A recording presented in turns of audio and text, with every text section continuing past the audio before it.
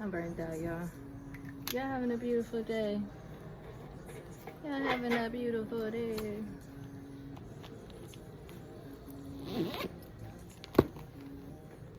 Alexa, turn down. Alexa, turn on.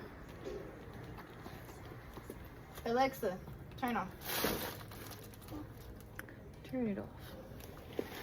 Turn it off. Alright, I need to cut these lasers, but before we do that, it's been about time, child. Yeah, it's been about time.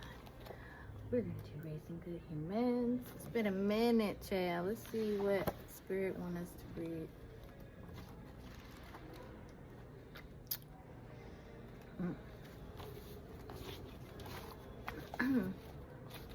Page 3-6. Y'all go ahead and look up that number 3-6. See what message y'all get from that. But we're gonna be reading. Looking back at your childhood. You don't have to repeat the patterns of your parents and grandparents. Examining your childhood can help you move beyond the limitations of your past. Oh, let me get y'all the whole. I'm not like it.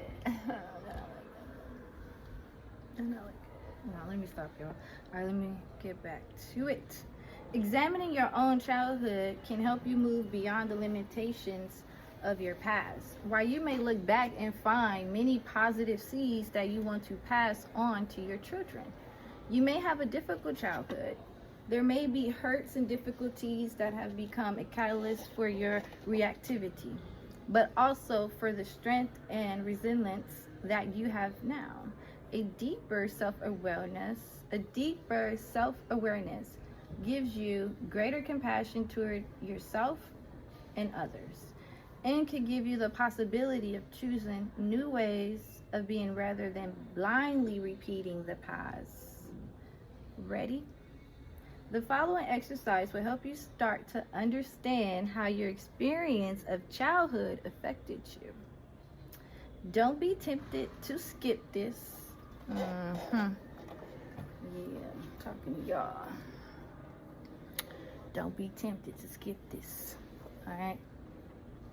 You may think, I have thought about my childhood plenty. I don't need this. That would be a mistake.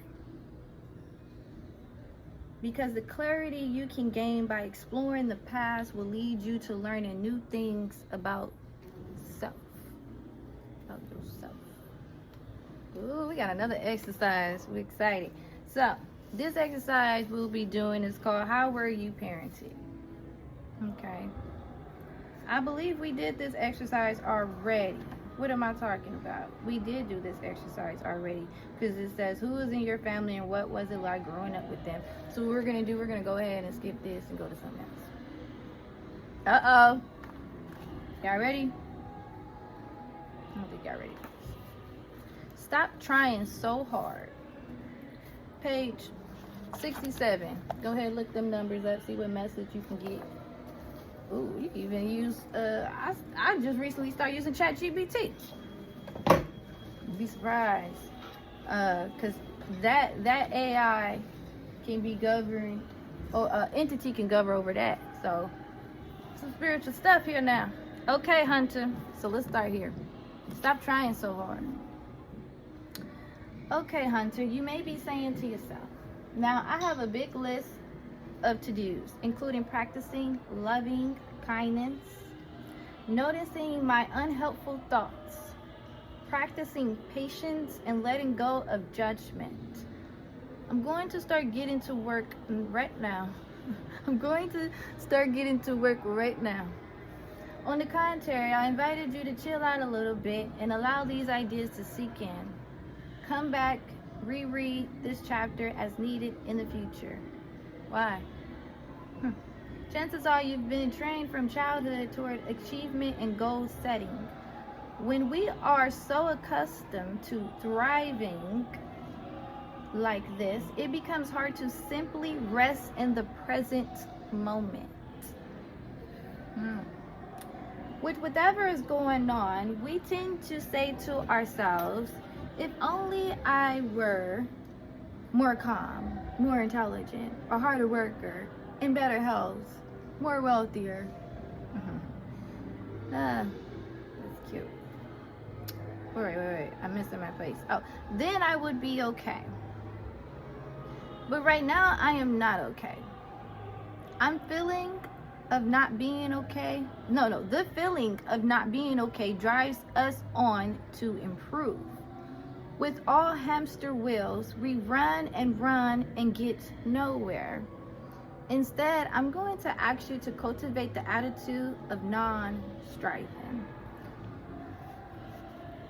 John points out that striving can be a real obstacle in meditation, because in meditation, there's no other goal than to simply be yourself as you are right now.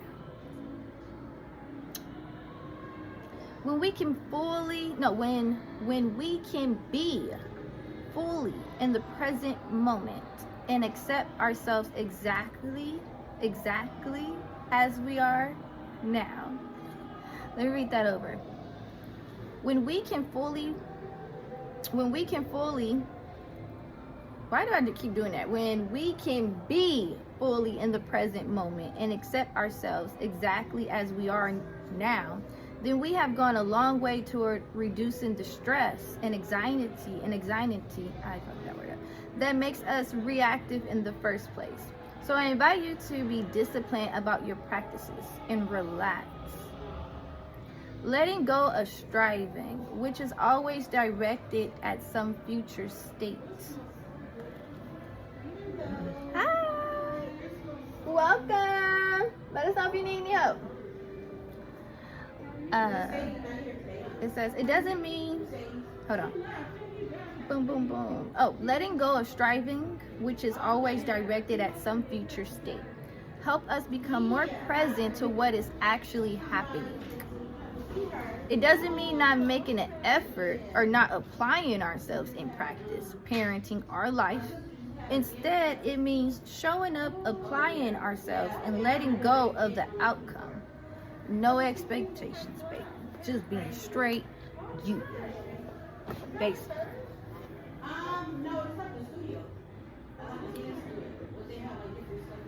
It is truly healing and restorative for us to let go of our agendas from time to time and simply let life unfold.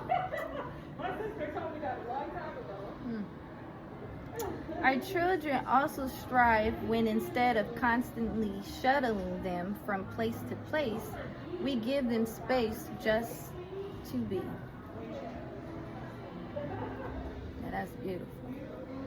When someone gives you space just to be yourself. Non-striving does not mean inaction. Instead, it means holding things lightly. We all have goals and aspirations, but we can soften our grip on them. To take a commonplace example, you may have the aspiration for your child to go to college, a wonderful, beneficial goal. But if you push too hard, your striving can create a debilitating anxiety for him. The mindset of non-striving asks us to hold that inspiration lightly, knowing that things are already okay as they are, and that whatever unfolds will be something we can handle. And I know I fucked up a couple of words. Y'all leave. Okay. This is good. Kindness from the inside out. Page 68. Look up that.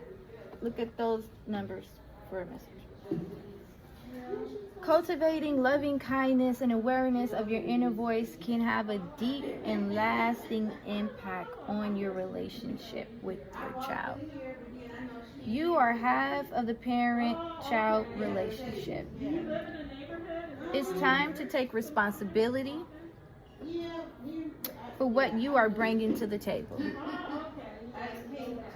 When you start to transform your thoughts from harsh criticism and judgment to empathy and acceptance of your humanity, this translates into more empathy and acceptance of others. Now this is true. This is real true. Huh? Who you are as a person inside counts quite a lot. in terms of who you want your child to be. As you continue to develop your sitting meditation practice, these other practices will become easier. Cultivating more awareness of what's really happening in the present moment, rather than hanging on to our stories or our thoughts, which can be tricky if you know what I mean, is in the foundation of all meaningful change. Because you can't see it, you can't make a difficult, because if you can't see it, you can't make a different choice.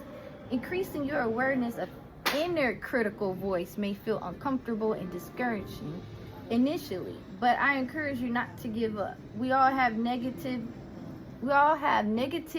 bias to contend with. The fact that you are aware of it will help you not act from it. Now that's some real stuff. I believe I did a video on my YouTube, and I think I posted it on IG as well, where I went back in my head and I paid attention to the thoughts that I was having, and I killed a couple of thoughts that weren't serving me and they were negative, right? You can find that on your own. All right. The fact that you are aware of it will help you not act from it. Remember, reading about this is not what makes the change. It's all about the practice.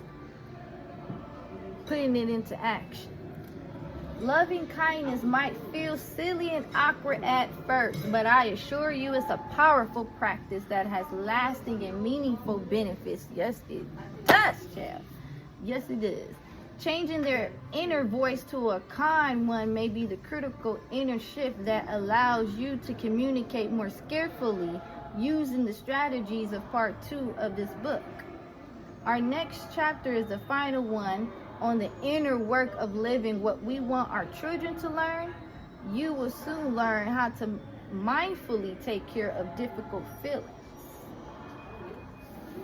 What to practice this week?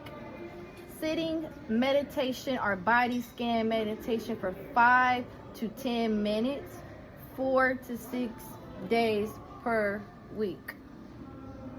2. Loving kindness practice 4 to 6 days per week. Practicing loving kindness, practicing telling your good things about yourself,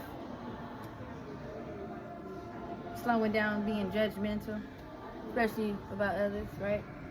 Number 3, noticing the judging mind. Gotta control it, right? Number 4, practicing kindness, empathy, and self-compassion. 5, mantras for patience. All right, guys, that ended on 69. So look up that number and get that message from that. All right, I love you guys. Continue on what?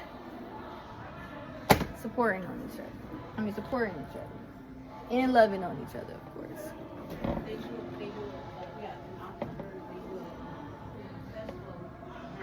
Because what else you doing? I know you ain't out here being toxic.